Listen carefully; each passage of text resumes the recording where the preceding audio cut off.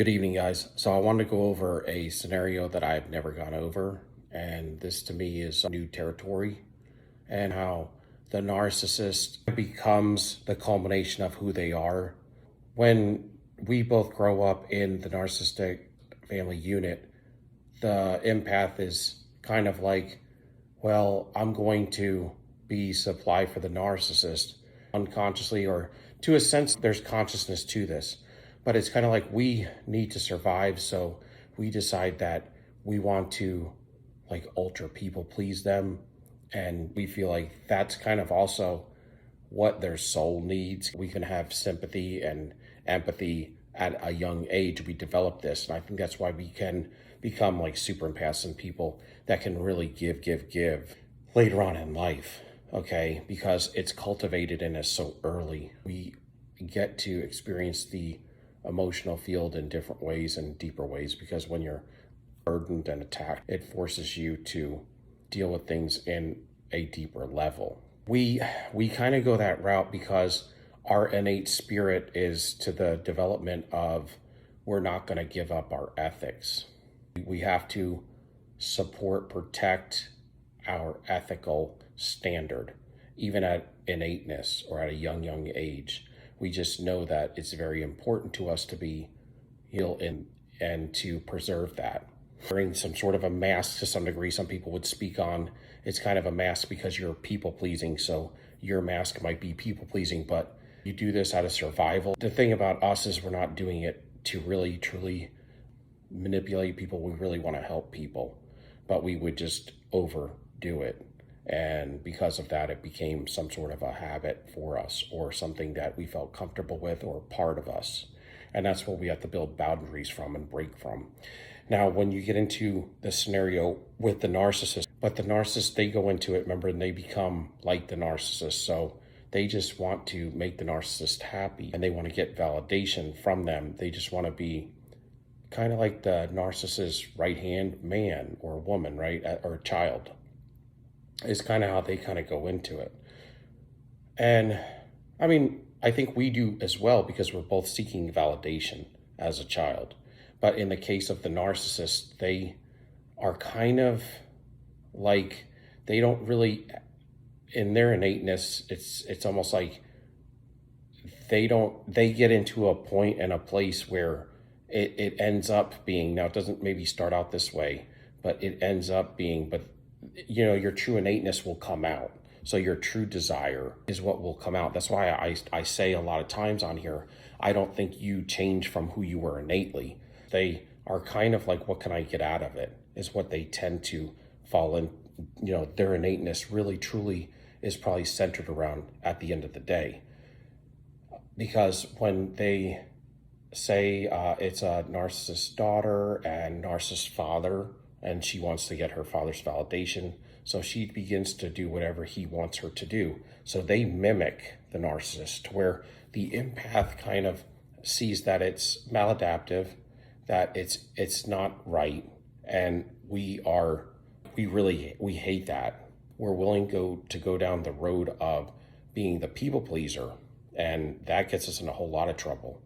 But it starts, like I said, as a child, and I believe it comes out of innateness. And where the narcissist, they are willing to do whatever it takes to make the narcissist father, if it's a daughter, happy. So they will put on a mask and do exactly what he says at some point, as long as she gets love and affection or validation and feels important. So then let's get into our older years. Our older years get into the point to where now we're, you know, teenagers and adults and stuff. So it's kind of like the narcissist will take the path now of, it's still like a people-pleasing thing, though. That's my point.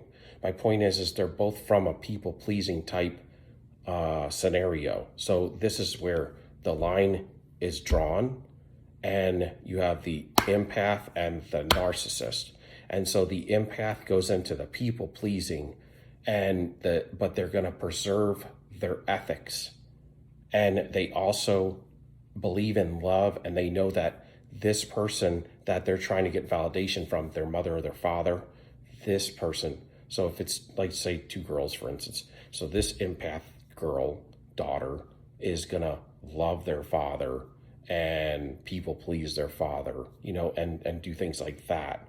But they're not going to get their best respect from their father, because their father is going to want somebody who's going to do anything for them, because the father wants to live through their child, right? And so you're an extension of them. So the narcissist actually becomes a true extension of them, to where we kind of reject the extension end of it. Like, we are still detached from them to some degree. And so it's like, think about an arm, to a robot or something, like your arm, and the arm is the, narcissist, the body is the father or whatever. So whatever they say, the arm goes and gets it, and goes and does it. And so this is where the narcissist goes down the evil path, is they will do anything for it. But then when they become more of an adult, they've also been listening to whatever's been conjuring up in that narcissist's head, and they had really no moral ethics. Innately, they were okay with letting go of it. And this is, I think, where they were innately going to go down the bad path anyway. And so as they get older, they get, say, a boyfriend, and this guy is approaching them, and he wants to go out with her. So yeah, she's going to go out with him, right? Because it's validation. And then, so she's going to be hanging out with him for supply, but it's going to be unbeknownst to her. But really what she's thinking to some degree is this guy needs me, so I'm going to please him to some degree, not like in a weird way, but let's just go at it from a generic standpoint. He needs me, and I need to fulfill his needs. So I'm going to, hang out with him. He's going to be my so-called boyfriend, whatever. But then there's going to be another guy that comes along, and he's going to come up. Let's say he comes from the side, he knows she's dating somebody. So then he's like, I like you too. So then she's going to be like, oh, well, I'm going to come see you after I get done over here, and then I'll spend time with you because you need me too. So I'm going to please you. I'm going to people please you because you have needs. And I don't want to go I'm not going like sexual at all. I'm saying just like generically. So you have needs. So I'm going to come hang out with you after. And then there's somebody else. And then there's somebody else, right? So then it gets to a point to where they have 4 people and their father. So 5 people that they need to spread their life about and around, so that they can satisfy all of these people of their needs. And to satisfy them of their needs is just their time, their presence, or whatever they can give that way. Just their personality, their charisma, whatever, in their head now. So it's a little kind of crazy, but so that's how it starts. And then they get so used to that, they get to where they need that, and they realize that they have to have that. And if they don't have all those distractions that they've been used to, because they never want to go inside. So they probably focused a lot on their father in the very beginning and trying to get his love. And then it became to where it got split, because they start thinking also, my father is I'm not going to be living with him forever. And they're getting older and stuff like that. So what happens so then the empath comes around, and, for whatever reason, they meet us, and then we're extra, they probably had people to where, they were just either regular people, or it might have even been used, definitely, because that kind of starts to happen. And now we're getting into things like sexual stuff and all these different favors and things like that. The empath comes around, but then they're kind of they're just like a good individual. They don't expect anything. They're not transactional. And so that's kind of where the narcissist gets transactional, because it's me, I'm giving you me, and that's my transaction. What are you going to give me? So it's I'm giving you my time, but you can't expect me to give you all of my time, and you can't really expect me to give you much of anything, because you're lucky for getting my time with you, because my time is very precious. And I used to hear this from the narcissist too. Even in the very beginning, if you listen and pay attention, a lot of times narcissists will tell you that if they're a busy narcissist, they'll tell you that their time is their most precious commodity. And so you're almost lucky for getting their time. Remember, they always say the narcissist wants to act like they're the exclusive and you're not, but really you're the exclusive. But see, they don't really, it doesn't register like that with them. So anyway, they go out with you, but then they realize that you're different because you're genuine. And these other people have been kind of using them, abusing them, being transactional with them, expecting this for this, and their father used to do that. So if you make all A's, I'll take you to another country next semester. And then if you make all A's, I'll take you on another trip and another trip. But you have to make A's or else I'm not going to love you and I'm not going to be transactional with you, meaning give you a gift. So that's how it starts also. They give them gifts.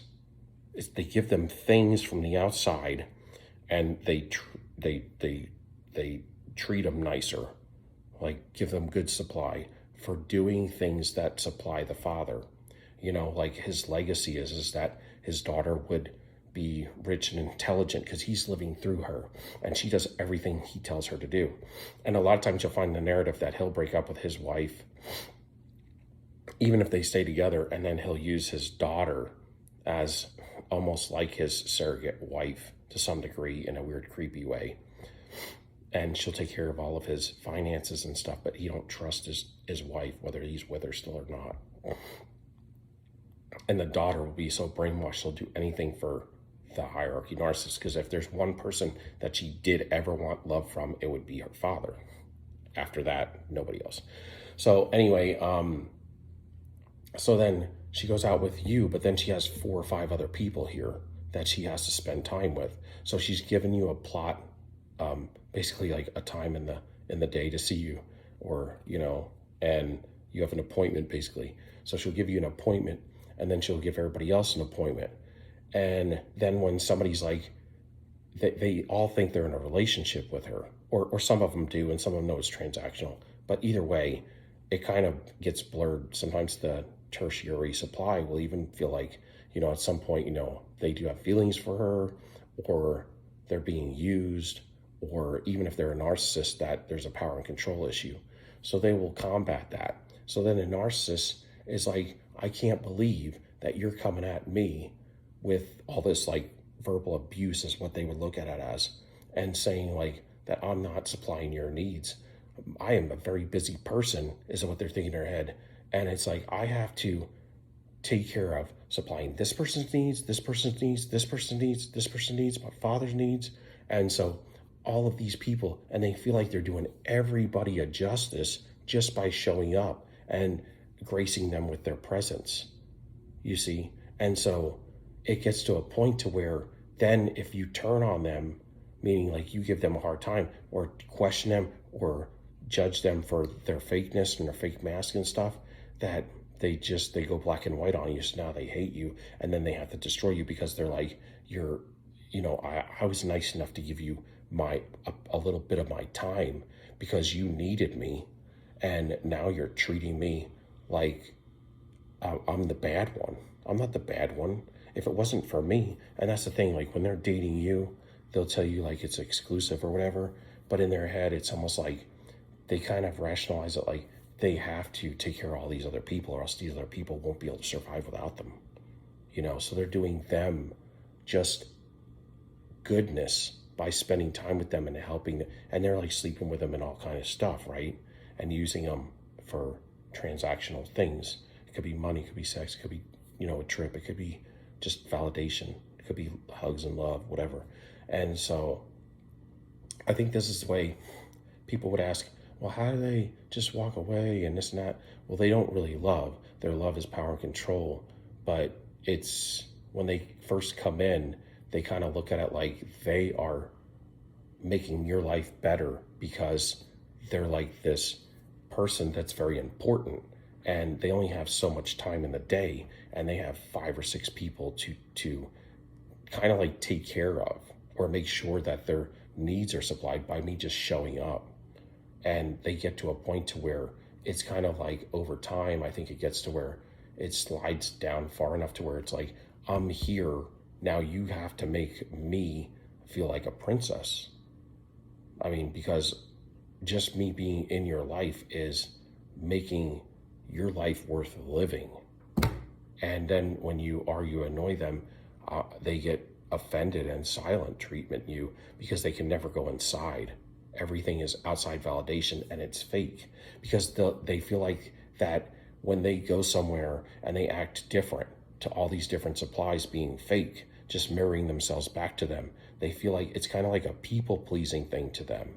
It's like, well, I'm gonna act fake, but it's harmless because it's, if I act fake to them and they act fake to me while I'm in their presence, I'm satisfying their needs, with good supply, for instance. But then they're always going to have bad supply because they're acting fake, and people are going to either fall in love with them, or if they're transactional, they're going to expect, I gave you a car. I expect you to do this. You said you were going to do that and you're not doing it. And so then there's all these offenses that come up, or somebody that does feel like they need more of a love relationship with them. They want to grow the relationship, and then, they're not built for that. So then they go black and white on them. And so then they're out to destroy them. They'll silent treat them. And then they go to another place and they have a different mask on, but they feel like that it's kind of like they're people pleasing. I'm here to make your life better and I'm wearing a mask, but that's what it takes. And it's harmless. And that's what I have to do to make everything cohesive in your life. And they don't feel like they're cheating because they feel like they're doing you a justice just by helping you and assisting you and being there in your life, just their presence. And that's why just them showing up, they expect everything from you and they expect to be treated like a king or a queen because they get to this point where they feel like they're so important that all these people are counting on them. And if they weren't here for them, these people wouldn't be able to survive. And that's how I believe that the thinking of the narcissist kind of culminates. And then it's a construct. It's a construct. And when you get into a construct that you've been living all your life, starting with the way you went down it with your innate self, with your father or her father in early childhood, putting on the mask because, and they usually shame feelings and emotions. So whenever they would act out and cry, a lot of times they would shame them into they need to have the power and control. They can't show those feelings, that they need to hide that inside. And so you hide it inside. And if you can't hide it inside, then you get shamed. But if you can never control it, that's where the borderline comes from. So that would be like shadow work. That they can never do shadow work. But see, the borderline, now, if they continue down that road and they keep getting shamed by their father for showing their emotions and flipping out and stuff, then what happens is that's where they become the covert narcissist. Instead of becoming the borderline where they actually act out and freak out all the time and their emotions are all over the place, they become covert with it. On the outside, anywhere in public, they're going to act like it's all put together. But all of that stuff has got to come off of them. It's kind of like this. Even for us, it's like we have to deal with our emotions. They're on us and they're like, it's going to come out, it's going to move, it's going to have to move somewhere. And so for them, they go in the house, they shut the doors, shut the blinds, shut the windows, lock the doors, and then the empath that's in there, anybody that's their supply, they start flinging it on them by getting them to react. And it's easy to get people to react, first of all, when we've never been taught this stuff in school, we know nothing about it. It kind of comes out of an innate construct, but it's evil, and it starts to become more and more evil. And then the evil kind of construct turns into what becomes the demons, or the open doors for the demons to some degree. And if you get away from, love and the construct of love long and far enough, and this is empty enough in here because you're not using any of this, you're always masking up and looking from the outside, then this is going to be really literally dead. And because it's dead, it leaves like open air. It's like a vacuum for negative things to come in, because outside of goodness of God, you're not going to get anything but evil as a vacuum to come into that, in my humble opinion. And so they built the construct, and the construct becomes, like solidified by cement, man. It's almost like they've been doing it so long that you just can't quit it. And then it becomes if you get to where the construct turns into open doors for entities, then the entities take control, first through a foothold, then a stronghold, and then oppression, possession. And then it's like outside of maybe deliverance or a multitude of things can you really get assistance and help, because you're almost infested with evil now. And you just continue down that path, but that's really all you know. You're a pathway to nowhere, a bunch of short-lived relationships that you revolve back around to that become just the same thing. And as you go through these relationships, you really get to a point to where you can read people from that level, which is the fight or flight or the survival mode type influence. Anyway, if you can give me a like, subscription, thumbs up. I thought this was good to throw out to y'all. I'm going to post it. Love y'all. Peace till next time. Soldier up, stand tall. We out.